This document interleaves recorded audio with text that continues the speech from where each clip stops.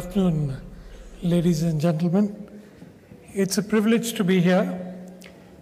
I can see why they call the lunch the death session or the post-lunch. So I think we'll still need some excitement to get people back into this room.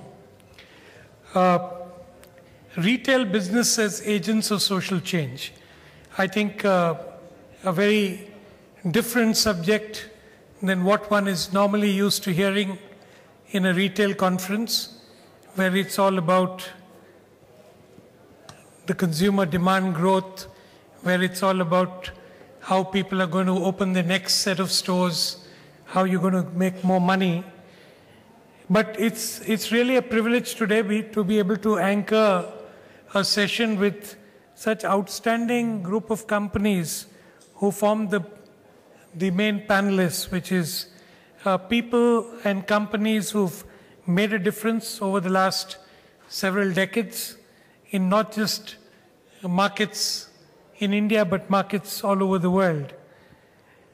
I just want to give a brief preamble and then leave it to the panelists to really debate and discuss what really we mean by agents of social change.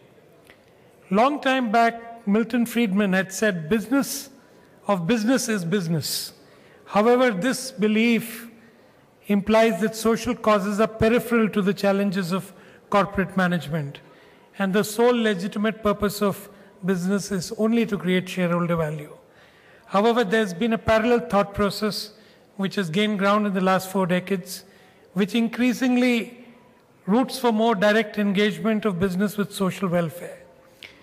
The hope being that socially responsible behavior is not only rewarding to the business conscience, but is also a strategic business opportunity to build greater value for the customer and the corporate.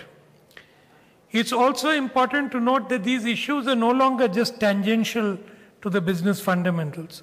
Time and again, we have seen that companies that ignore public sentiment make themselves vulnerable to attack. Social pressures can serve as early indicators or factors essential to corporate profitability. For example, the regulation and public policy environment in which companies must operate, and the appetite of customers for certain goods above others, and of course the motivation of employees not only to get hired but also to get retained. All this has a bearing on what socially responsible behavior does for a brand. There have been many examples depicting the impact of major social change. I think if you take the examples of the whole argument around the US on how certain foods lead to obesity, and the whole movement around controlling and checking unhealthy foods, and of course the legendary example of what's happened in the case of tobacco is known to most of you. I think it's very important to understand that if we look at operating in a business environment as a contract between the business and a contract with society, it completely changes the paradigm in which you look at the opportunities that lie ahead.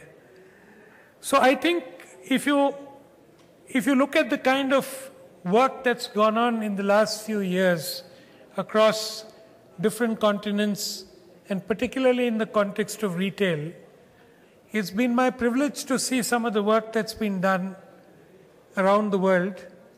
Very recently, I was at London for a presentation which was made by Marks & Spencer's chairman, and it was really insightful and interesting to see the work that's been done by Marks & Spencer's through their Plan A approach, which is incredible and apparently has been very, very successful and enriching for the company, because what started out as an exercise in trying to meet social needs turned out to be an exercise which has become actually the main, I would say the main strategy for them in terms of improving their profitability. There is always this whole issue of CSR, and is CSR all that we are talking about?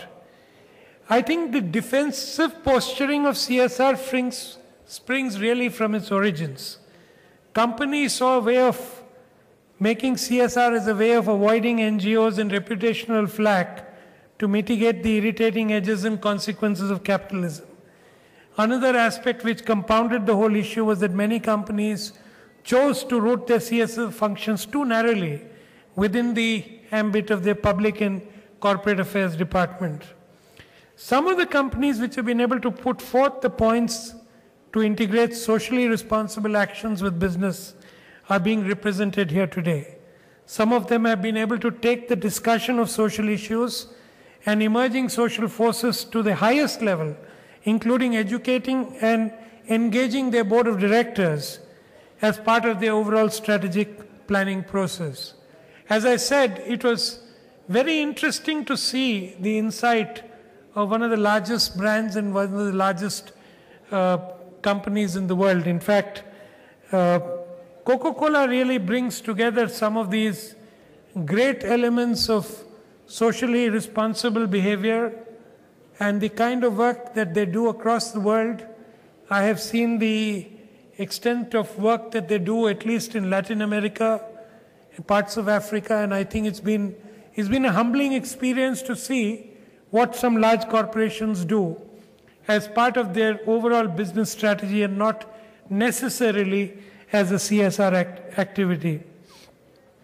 Businesses must acknowledge that in return for the ability to function, it is subject to rules and constraints. However, it must positively educate the society about the benefit it brings in terms of the other side of the contract that it serves. The critical contribution which business provide to society should be clearly articulated. Unfortunately, this is where we are lacking.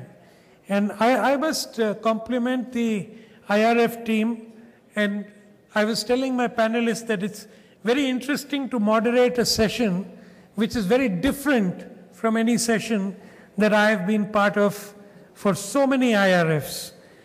The contribution in terms of benefits of productivity gains, innovation in research, employment potential, human capital are some of the essential for national and global economic welfare which good retailers around the world can serve. One of the success factors of this approach can be when business leaders will be able to point out that profits are not an end in themselves, but a signal from society that a company is providing things that customers want and need.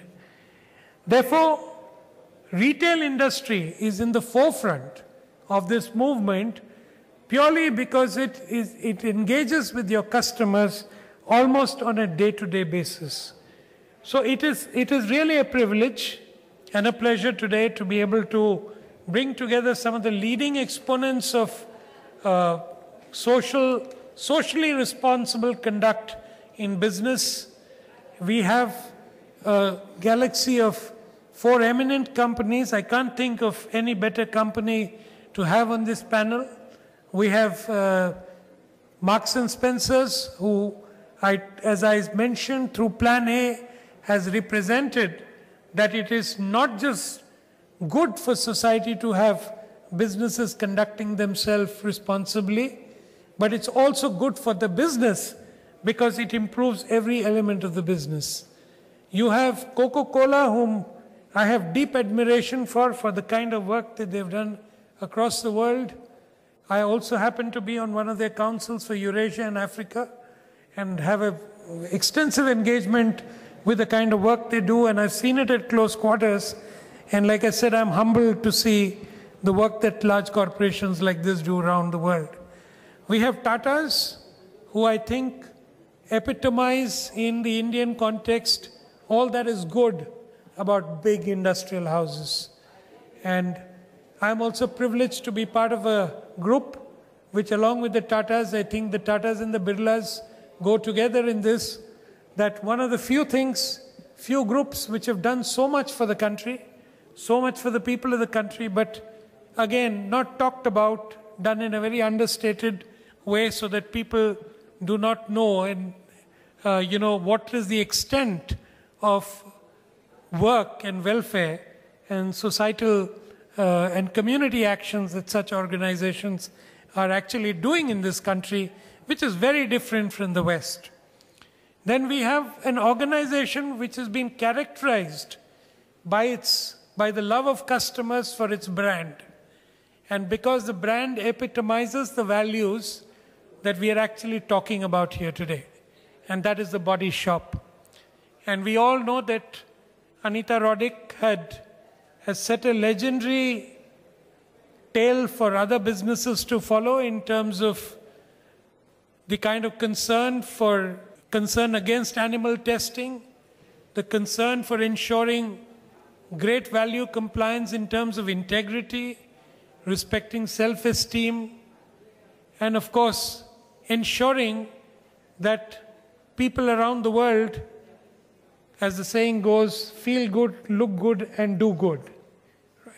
So it's really indeed a pleasure to be anchoring this session, and I'm going to request Deepak Jolly from the Coca-Cola Company to set the ball rolling. He's got a small presentation, and after that, we're going to have some questions amongst ourselves, which the panelists will reflect on their own experiences. But more than anything else, I would like to leave enough time for the audience in this room to be able to ask questions, because this is the kind of session you do not really see in many of the retail summits. So my compliments again to IRF for having a session of this nature, but I wish they would not keep it after lunch in future. Thank you. Good afternoon, ladies and gentlemen, and thank you, Mr. Varghese. I will try to do some good so that you all feel very good, as Mr. Varghese said. Let me just flag off with something which we've been talking about. You know, we all have been talking about the social change. We've been talking about the 12 million outlets since morning. We've been talking about how these 12 million outlets to various consumers can be help in that social change. I think that's something which I will hinge my presentation about and try to connect it, and of course trying to keep making sure that all of you are feeling good about it. At the same time, what is important is the word sustainability and the word community is so intrinsic to what my department or what we do as a company as a whole. Brand Coca-Cola is all about happiness, and it is giving back happiness and ensuring that the happiness word prevails through and through. And this is what I have tried to work on this presentation. So let us look at our global agenda. If you look at this slide, it's our aspiration that growing our business by making a positive difference in the communities we serve in. And this is a very forward-looking statement, and this is the first public platform on the new agenda which we have now worked on. And what we are talking here in this agenda is me, which is personal well-being, because we are a food and beverage company. This is all of us, as a social well-being, and the world, which is the environmental well-being. And now let's look at the 4 different verticals in me and how you can get connected on retail on this subject. Now let me just come back to this. Let's look at inspire hydration choices, promote active living, champion sensible balanced diets, and market responsibly. Now all of them, if you look at it, is so relevant to us all the time, and I will be sharing examples, but market responsibly means that some of the food companies today, for example, Coke, Pepsi, even Unilever, Nestle, we have all pledged that we will not be directly marketing to children, and that's under 12. Now that's something which we have ingrained and ensure that our entire system follows that practice. Now let's look at social well-being, which is empowering women. And I will be giving you a very interesting example of how we are ensuring in our system that we are empowering women in the value chain, which is a forward chain as well as the backward chain. I just heard about McDonald's recently in the previous session, where Mr. Vikram Bakshi was talking about that 15% of what you see is the McDonald's which you are looking at when you buy a burger. What is there in the back end? And same, when you look at the back end of what we do in Coca-Cola, there's a whole lot of products here, but when you talk about the value chain, the sugar manufacturer, the bottle manufacturer, the mango grower, the guy who is bringing us the different forms of packaging and coolers, I think that's something which is about creating an economic growth. And of course, the world part, which is the environmental well-being, is about replenishing water, recycling packaging, sourcing sustainability, and most importantly, which has been the whole world has been talking about, reducing carbon footprint. Okay, so these are some of the programs which we have in India on active healthy living, inspire hydration choice. Now, all of them have a strong retail focus because the right way to do business is good business. And I will just give you an example of Vitingo. Vitingo is a product which we have got, which is specially designed iron fortified product for different communities. This product has helped, iron deficient communities where we launched this product. People have got, the kids have gained their heights.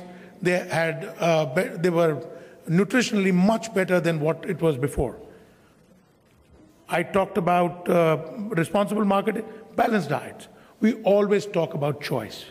And we've got different offerings from coffee, tea, water, juice, 100% juice, sugar and juice, sparkling drinks. So even recently we've come back with a product called Rim Gym, which was in our foray for the last 20 years. Let's look at women's empowerment, which I'll be talking about, which has got, again, a retail focus. My favorite subject, if you go just outside, you will find a counter which is about Support My School, and my colleague Samir Pathak will be there to explain more about it. This is something which we started 2 years back. In the retail business in India, there was no retail school of national standing at that time which could actually do a one-year degree course in retail. We started this course in the Indian School of Business, and I'll talk a little more about it. Packaging is so close to my heart. We've talked about solar coolers and, of course, sustainable agriculture because of mango sugar agriculture, which we actually help in supporting. So what is the personal well-being initiative, which is the Vitingo, which is fighting micronutrient malnutrition? We have reached 500,000 families by the end of last year. And we are ensuring that by next year it will reach out to 1.7 million families. The distribution model is not a typical distributor. The trade has been different. We've used NGOs as a part of our distribution. But again, no business can thrive till the time it makes money. So we have ensured it is not a gratis. We have ensured that there is enough margin for the distributor, the NGO distributor. But what we have done is we have put all our money behind marketing, which as a part of reaching out and telling the benefits of this product. Now, this is something which is so close to my heart. Now, you can call it a social and environmental well-being initiative, but it is something which General Malik, VP Malik, who fought the Kargil war, is the chairman of my advisory board. And on Friday, I was with him. We went to an outlet owned by this lady who was selling this products from a place where there is no electricity. That village has no electricity, my friends. It's different. We are here in a very cool and nice atmosphere, but go to the hinterlands and you will still find places where there's no electricity. A solution was found by our technical team, which started innovation of doing a solar cooler, and we've got this solar cooler which cools about 48 bottles in about 6 to 8 hours. And during the daytime and late evening, even with minimum sunlight, you have a chilled product offering. These women are making good money, and we've started with 250 women entrepreneurs across northern India. Of course, we won't stop there. We have a plan of placing at least 1,500 by next year. Let's look at a very interesting program. This program is Parivartan. Now, Parivartan is so close to my heart because I've been myself a sales guy in Unilever for almost 5 years. And something which I would tell you, today when you go to the different outlets, what the retailer lacks, the Kirana shop lacks, is the skill set. And all that fear which is being arisen by various people about whether they will be able to match the might of the bigger retailers. Yes, they can. Because for people like us, it makes sense to have a Coke at an arm's length. And what we did was, as a part of that, we actually started a mobile van classroom for the village retailers. Ladies and gentlemen, we did 100,000 retailers training in just about 3 years. We've got 5 vans. We've got trainers who have been well certified. We've got Coca-Cola University, which is looking at this. This is something which we feel that by 2020, we will hit 1 million retail outlets, and that will be the biggest change agent in the retail trade. Coming to the Coca-Cola ISB Retailer Academy, I'm proud to say that 50 students graduated in 2011, and the 2012 batch is about to be given their certificates. It is a structured curriculum with ISB to train middle-level managers in skills for organized trade. If you want to know more about it, I can, we have a Coca-Cola counter there, Samir can help you. But this is something which we've tied up with ISP for next 7 years. Now, you would say, okay, so these people have been trained, retailers have been trained. What about the people who are just intermediates? Or this something my bottler, Hindustan Coca-Cola, they've done it so well. Around the bottling plant, they tied up with NIT. And they are developing a capability program where they offer skills to educated, unemployed youth to cater to the demands of organized sector. Now, just in Ghaziabad, 436 people were employed through that program in the retail sector after training through the Career Development Center. Now, these are things which, you are doing a program for current retailers, the future employees of the retailer, and management cadre in the big retailers. Now, let's look at a packaging innovation. Now, reducing the use of raw materials in packaging and promoting recycling of PET in packaging. These are 2 critical components. And what we have seen in countries like in Europe, when we use these initiatives, your product sales rise because of the knowledge with people want to have a green footprint. And that's important. I think it's time India will also come up with this, but I just wanted to bring to your notice. Now, this is about Project Unnati, which is an environmental well-being initiative, which we've tied up with Jain Irrigation. It is about making sure that we don't have mangoes for today, but also mangoes for tomorrow. So we were talking about the Career Development Centers, and then we had moved on to packaging, and then to Project Unnati. Project Unnati is a partnership of a corporate sector, because at the end of the day, you have to look at supply chain in the retail. And it is so important that you have to develop in food and beverage, you have to make sure that for the future generation to come, will the products be available or not? We are the largest buyer of mango pulp in India, but mango juice is going to grow exponentially. How do I sustain the future pricing of the inputs? How do I sustain that we have enough Alfonso and Totapuri mango? And that is something we worked with Jain Irrigation and come up with a high yield mango cultivation using a drip irrigation. So for in 3 years' time, we will actually have mangoes more than twice or thrice in one acreage. And that is going to be a huge, now, this is a good business practice looking at the future.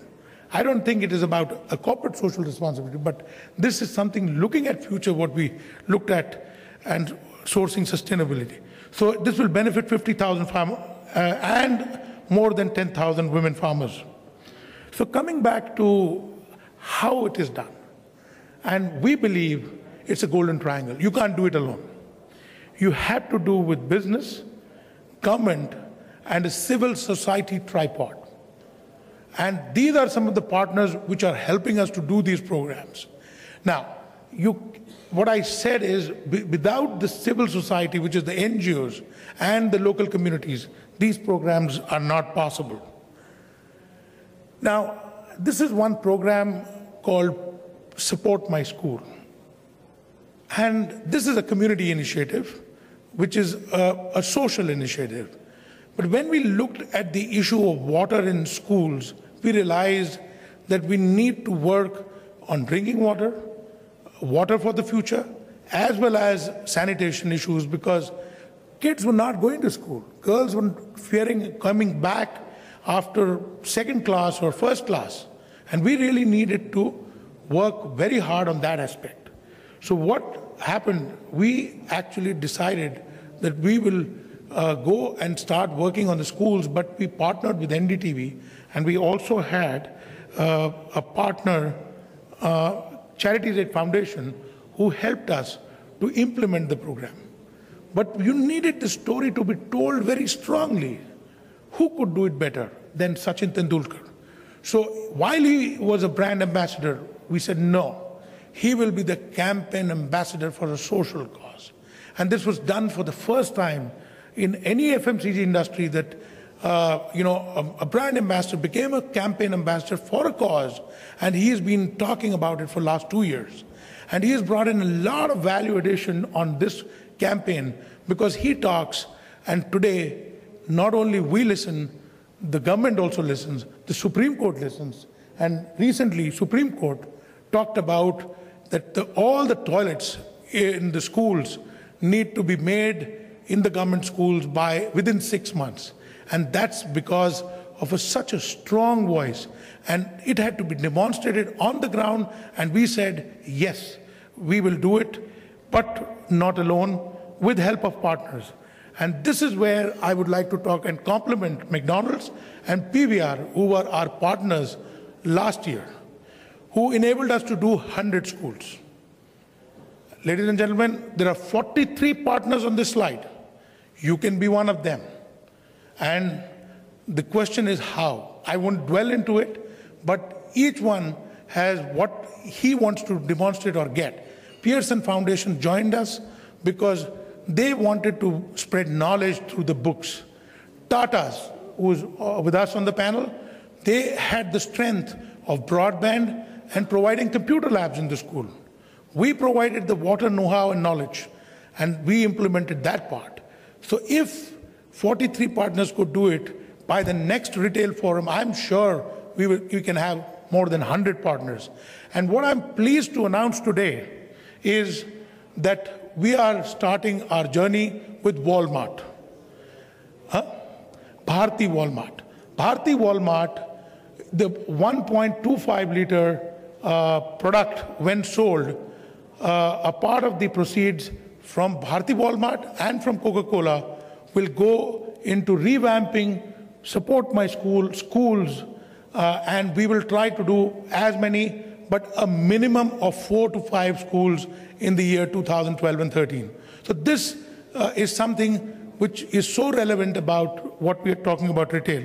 And as I said, We believe that a sustainable business thrives only and amidst sustainable communities.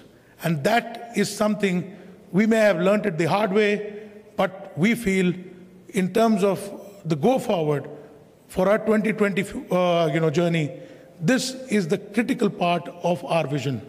And thank you so much for listening to me, because the future is shaped by the action what are taken today. Thank you. Thank you, Deepak. That is really wonderful. It set the tone for the session. And I think really, I don't think very many people would have expected that corporate organizations, MNCs, are really doing the kind of work that Deepak talked about today in the context of our country. Well, to take this panel discussion forward, let me just pose a few questions to some of our panelists. Can the relationship between business and society be viewed as an implicit social contract with its own obligations, its own opportunities, and the mutual advantages it offers? So let me ask this question to Shriti from Body Shop and see what she has to say in this context. Thanks, Thomas. I think very simply put, because we have very, very esteemed people in the business here, very, very simply put, I would put it that business has immense power. It exists across nations, it transcends national boundaries, and it exists within society. So it is very, very important to understand that business and society are symbiotic, and they exist for each other. And for us at the Body Shop, it is a live example of what we do in our day-to-day business. In business, typically we have a value chain, from the raw material to the final product. In the Body Shop, we have a values chain, which means to say that the business is run on the basis of some values, on the basis of certain principles, and every aspect of the business is run accordingly.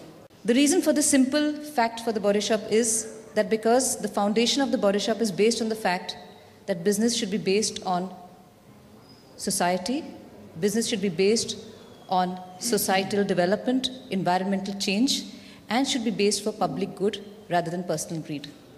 I think a lot of people find it difficult to believe, but that is where Body Shop has originated from. And when you look at the values chain which we talk about, there are 5 values within which the companies run, and all of them revolve around society, people, making people feel good, giving people a livelihood, benefiting your customers, getting customers involved, and really providing that important connect and traction between business and people. So if you look at products, the business is based on going out across the world and looking for small communities which are producing products from natural ingredients. These communities are marginalized communities, and they really don't have access to exposure and access to the industrial world outside. They're small communities living in their own farms. So to go to them, to see the products that they're making from natural ingredients, to see the storytelling behind those products and how they use a natural product for their own well-being, and then to develop a range around it which story tells about this community to the outside world. That is very important. So it's a marginalized community which has been brought to the forefront by taking products and ingredients from there and putting it into a global supply chain. The next part of our business is to do with support community fair trade. So again, trading fairly with communities, producing ethically, making sure the products are ethically sourced. Third part of is packaging. At the Body Shop, we have minimal or no packaging, so we make sure that there is minimal damage to the environment. And fourthly, the manner in which we interact with our staff, our stores. Everything about the Body Shop is involvement, commitment, and I would say loyalty from the stakeholders, from the society, from the consumers. And that's how the entire social contract is established, that everybody is involved in what they're doing. So if the focus is on the consumer and the focal point is on what the consumer wants, and drive it through your front level consumer, your own staff, business will always benefit. So I think when we talk about business existing as a social contract, it is not easy. It is not easy to run business on a social contract because you're always under the scanner for doing the right things. You're always under the scanner because of your values-based ethical business model. It's difficult, but it's very, very fulfilling. And it enables us at the retail sector, because the Body Shop exists in the retail sector, it enables us to touch the final consumer. So everybody knows that the Body Shop is about campaigning business. We use our stores to campaign about social issues. We talk about saving the rainforest. We talk about closer home, stop sex trafficking. You know, these are social issues which we read in the magazines, we read in the papers, but there's nobody campaigning about it and getting people to mobilize people with them. And I think that is what the Body Shop is about. It's about campaigning. It's about bringing people into your stores. It's about showing them what they can do, the power of people, and then, yes, selling products along with it. So campaigning is a very important part, and that again goes into the social contract, campaigning for public issues, campaigning for social issues, campaigning for human rights issues. And when this happens, and when consumers, society, and business get together, this is the most powerful engine. And very recently, the Body Shop had a campaign to stop sex trafficking. Sex trafficking is the third largest crime in the world after drugs and guns. And over 7 million signatures was put together from 65 countries and submitted to the United Nations. Also resulted in very important governmental changes in various countries across the world on sex trafficking. And India also, there was a ratification of the protocol against sex trafficking. And we had customers participate with us. We had our business partners, the real estate developers, malls participating with us. And I can see here Select City here who was also participated with us in those campaigns. So really what is important to establish here is that business is a social contract. And business and society exist. They are symbiotic and they live off each other. So as a business, if we are very conscious of this, and we base our entire approach, which is all pervasive, which makes sure that it goes into our employers, it goes into the way we run business. It's not just about what, it's also the way and how. So if we go into all those important elements of society, that's the way business, that's the way for the future. Because business cannot be myopic, it has to be long-term. And for sustainable development, society, business, environment, people all need to coexist. You know, I just wanted to ask you a question. People sort of look at Body Shop products, it's sort of aspirational, minimum packaging. But how do you then manage to sell it at the kind of premiums that you do? The Body Shop is the foremost premise of the Body Shop is natural ingredients sourced from across the four corners of the world, bursting with natural effectiveness, and sourcing through community fair trade. I think 80% of our products have community fair trade, and which means to provide a fair price to the farmers and to the marginalized communities who are making those products. And that not only goes into payment of products, but it also goes into development of the community and establishing important community programs around them. So I would not say that the Body Shop charges a premium for the products. I would say that the Body Shop products and the values that go within those products and the environmental concerns that go into within that product make sure that the product stands the highest ethical standards and of the highest quality. And if you think it's a premium, I would not say so. But I think for responsible consumers, what is important for them to know is their product is actually benefiting somebody else. And if they can afford the product and benefit somebody else, I think this is a symbiotic relationship between the haves and the have-nots. Thank you, Shriti. I think that sort of answers the question that it's very obvious that the people who invest in buying at the Body Shop or who are loyal to the Body Shop brand are actually not only investing in look good, feel good and be good, but they're also investing in doing good for society at large, communities at large. So thanks. Let me now direct my question on how business can capture the moral high ground and build social issues into strategy in a way that reflects their actual importance to customers.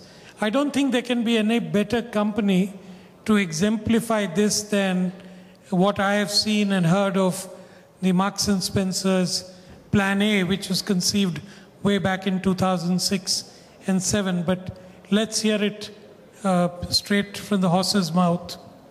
For us at Marks and Spencer, Plan A is our eco and ethical program, which aims to make M&S the most sustainable retailer by 2015.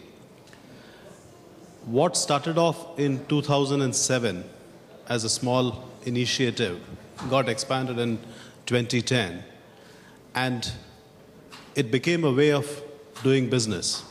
So in 2007, when we started it, it seemed a bit strange to be doing in the here and now kind of retail business, to be doing something about an eco program, an ethical program. And the reason it has now become a way of doing business, a significant part in making that happen has been because of the way we did it, because we involved every single employee, we involved our supply chain, and we went beyond that and are now involving our customers. And the reason it has been as successful as it has been is because it does not, when we started off, we thought it will cost us money, and we had actually budgeted an amount to be spent each year on Plan A. From the middle of second year, it started turning cash positive and has actually saved us money every single year. Last year alone, it saved us about $170 million, or 105 million pounds. I think that would roughly translate to about 200 and 300 crores. So that's the kind of money that saves us. Plan A is actually saving us money. Now, how does it save us money? We are the first retailer in the world to be carbon neutral. We don't send any of our waste to landfill. That's a 31% reduction in our waste, or 80,000 tons of reduction. That's a huge amount that we save. Last year alone, we recycled 147 million hangers and reused them. So again, that saves us money. Our energy consumption has come down by 28% per square foot. Again, that saves us money. So each of these initiatives has actually saved us money as a business. And what that has enabled us to do is to actually make that a part of how we do business. And by the year 2020, every single product that we sell will have at least one eco or ethical attribute. Now, 2020 seems a long way off. However, even as we sit here today, 31% of our products has an eco attribute. That is 1 billion garments. 1 billion garments that we sell has an eco attribute, or 1 billion products that we sell, because we sell beyond garments as well. So that's how we've managed to make our eco and ethical program a part of our business, a part of how each and every employee, each and every partner in our supply chain does business. And there are numerous examples of how this has benefited right across our supply chain into our stores and through them into our customers. So I could go on, but I think effectively it's just a way of doing business now. Thanks. There's an anecdote which I came across about how when you started this program, there were all these carry bags which carry the sign made from virgin plastic. And apparently, that obviously was not the intention. And your intention was to try and recycle as much of the plastic back into completely recyclable bags. And I was told that there was a huge effort on with new vendors to develop a new product which was completely recyclable. But today, the result of that has been that the consumption of plastic has dropped. And I believe also for going for chargeable bags, which is the polluter pays principle being applied very effectively, the consumption of plastic bag itself has come down drastically, with a lot of shoppers actually reusing their M&S plastic bags. So can you tell us a little more about this and maybe similar initiatives for reducing waste and reducing energy and carbon footprint. Few examples, and I'll take on the packaging example itself. In actual terms, we reduce the use of plastic packaging by 26%, the carry bags. We were the first retailer in the UK to start charging for plastic bags. And it was 5 pence, but it was an intent to try and get people to start reducing the amount of plastic bags that's used. And that has actually resulted, as I said, in reducing the usage by 26%. As we do this, though, and the journey has been very interesting and, again, anecdotal, but when we were looking to reduce plastic, and one of the initiatives we had thought of was converting all our carry bags to paper.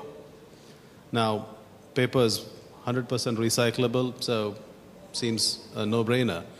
However, when you imagine the thickness of paper and the amount of wood that needs to be cut down to create that, to generate those paper bags, and then the transportation cost, given that paper is probably 4 or 5 times thicker than a plastic bag, the actual cost of transport, not the cost, but the energy or the carbon that is generated because of in the transportation process is actually higher than that in the usage of plastic bags, which is why we gave up that idea and continued to use plastic and charge for the plastic bags. Some of the other examples in terms of reducing energy usage, and I think closer to home in India itself, we now have 2 sustainable learning stores. Sustainable learning stores is also a green store, really. It's an eco store, a green store. It's certified by LEED, which is the organization that goes into the certification for eco stores. One in Delhi and one in Bangalore. And these have been certified green because of the fact that it runs air conditioning in an energy efficient manner. It uses heat-resistant glass, which means the amount of energy required to keep the store cooler is much lesser. The store itself was built using reusable construction materials. So again, lesser waste from that. So a number of such initiatives led to these stores being green. Now, while we've got 2 green stores, what we also then do is to take these learnings into other stores. And again, it helps us in energy consumption or saving on energy. Waste itself is another big part of the activity that we have under Plan A, reducing waste. And the biggest component of waste comes from packaging, because whether it's a garment or food, the packaging that goes with it just goes into landfill. So by converting that into reusable materials or using less of it, we have been able to, again, save on the waste that goes into landfill. As I said, by consistent and constant reviewing of what we use in our packaging, we've reduced 80,000 tons of packaging that would have otherwise gone into landfill. So, I mean, a few examples there just to illustrate the point. Thanks, Venu. Turning to another aspect of retail, you know, when we look at India and we look at some of the legends of Indian industry, you invariably look at few groups, but foremost amongst them comes the name of Tatas. So let me ask Cyrus, you know, that Tatas were one of the first companies to bring in sustainability reports as part of the annual reports, balance sheets. And one is, what were the initial thoughts? And then as a developer today, where does he see sustainability, social issues, and the myriad community requirements which the developer enterprise really serves today? So I think we couldn't have a better company to represent these interests in India rather than the Tatas. Thank you very much, Thomas. I'd actually like to begin my brief couple of words by thanking the organizers of the Indian Retail Forum this time. I think this subject is clearly off the beaten path, but in today's contextual times, where we're talking of FDI, consumerism, and the buoyancy of Indian retail, I think it's important to know that what profits a man if he conquers the world but loses his soul? And on that subject, without elaborating too much more, I'd just like to mention that while we were waiting for you all to come back from your nice lunch, we were exchanging notes, and a couple of facts which came to mind. The Tata Group and social responsibility are synonymous today, something which many of you may not know. The institution of the 6-day working week is something that the group actually did way back, maybe 80 years ago. Probably the formulation of a kind of informal system of provident fund today, which many of us salaried people take for granted, was also brought about by the group. But that's something for the group and not something which pertains to our retail-specific centric discussion today. So today, as a modern, new-age retail developer, what exactly are we doing in terms of social responsibility? Well, I think I'd like to answer, like most of our other developer colleagues, that we have green buildings, we have energy efficient techniques. We've kind of followed the solar path and ensure that our open spaces are not in direct sunlight, and hence our total energy loads, etc., are lower. We use naturally available resources, blah, blah, blah. Everyone does it, so what? Well, I think something that our particular division works under the premise of is that what is responsibility? Responsibility is what you do when you know that nobody is watching. I'll repeat that once again. Responsibility is what you do when you are aware that nobody else is watching. And what is it that we do when we know that nobody else is watching? I'll tell you very, very briefly now. As a developer today, I think one of the few challenges that we face when we develop malls across the climate of India right now is the paucity of skilled labor, or labor in general. The main ingredient that builds these wonderful, nice, air-conditioned, fancy shopping areas that you and I frequent. No one spares a thought about that. The blood, sweat, tears which actually go into that. So what are we doing for that? What we are doing, and is something which probably most people are not aware, and unfortunately many of our other developers don't really do, is that we ensure with our contractor on board that we provide a certain basic living condition to our labor force. So today, I would like to invite any of you to our construction sites where we have labor camps, and you can see for yourself the kind of difference that we make and effect in the life of our basic grassroots ingredient, labor manpower. So each of our sites has specific dwelling units which conform to basic standards of hygiene, sanitation, basic human comfort. You will find ceiling fans in all of them. In places like Amritsar, where we are opening our mall shortly, you'll have double insulated roofs because temperatures actually go up to more than 45 degrees in summers, etc. For the kids, we have a small little creche on site itself. So mothers can be rest assured that while they are at work, the tiny tots are in a safe, secure environment. Their nutritional needs are met. There's always a doctor on site, etc. And we ensure that all of this happens from a humane aspect. That's not all, of course, because the tangible benefit we get is increased efficiency. We get a lot less labor churn. That's something that we're doing behind the scenes. And that's not all. We're also looking at setting up an institute for training of unskilled labor into a skilled labor force, giving them livelihood for life. Just a couple of quick things that we are talking and actually implementing right now on our various sites. I mean, apart from that, of course, when our retail developments actually open up, we would provide a lot of livelihood and employment to a large section of employable Indians today who actually are at a dearth for appropriate avenues for employment. I think we're running out of time, Thomas, so I'll probably hand it over to you to have an open session because that might be more meaningful than just extol our virtues as developers over here. Thank all the panelists for some of the insights we've had from them. I think we started late, and I think they're going to use this session to bridge the time gap in the conference. So we'll leave the next 5 minutes for questions from the audience. So if there are any questions, please ask for the mic to make the questions brief. Good afternoon. My name is Amit Mahajan. I represent IRIS. I have worked in United Nations. I've worked on human trafficking. I started human trafficking with UNODC, and yes, there were 1 million signatures in 2008, which we got from the people. My question is, I mean, I've worked also in CSR across Africa and India, etc.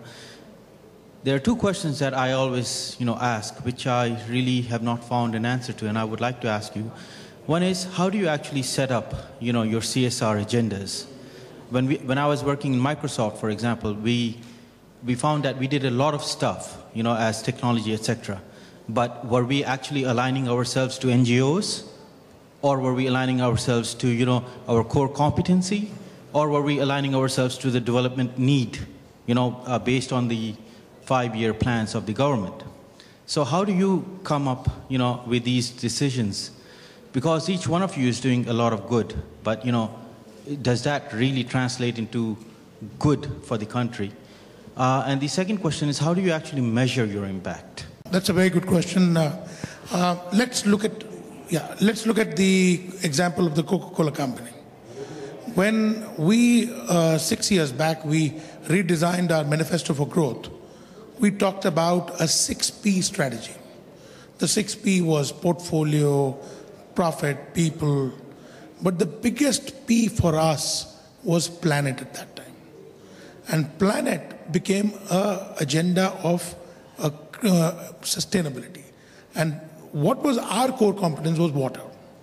So we said, we are going to work on the water, which we will, whatever water we take, we are going to give back to the communities. So it started with alignment on that. But we also realized that we are a large energy user and solid waste management. So all the three environmental pillars we addressed as a part of the planet agenda. The other pillars which I talked about in the Me agenda, which was the well-being, was, look, if I am telling you to talk about taking calories, I'm also asking you to expend them by well-being programs. I'm also ensuring that I give you choice. I'm also ensuring responsibility. So that's your core competence and what is in your DNA. And this is uncompromisable. So I think I've just tried to address that aspect of question, which is about who we are and how you do your things. Let me share with you an anecdote. I was with the chairman of Coke a few weeks ago in London, Mukhtar Kent, and he told me something that was very surprising. He says, Thomas, we are thinking about the whole thing based on sustainability, adding less to the planet in terms of wastage. So thank you very much, and let me again thank the eminent panelists and IRF for having a subject like this on the agenda. Thank you.